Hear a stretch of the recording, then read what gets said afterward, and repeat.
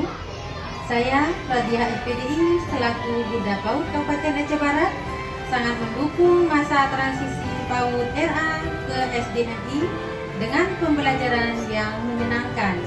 Pembelajaran di PAUD RA dan SDMI disesuaikan dengan kemampuan fondasi dan potensi anak. Satuan pendidikan perlu menghilangkan tes calistung dari proses penerimaan peserta didik baru PPDB di SDMI.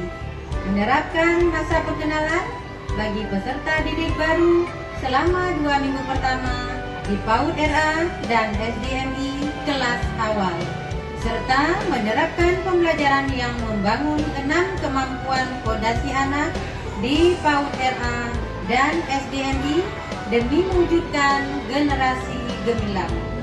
Demikian, terima kasih. Assalamualaikum warahmatullahi wabarakatuh.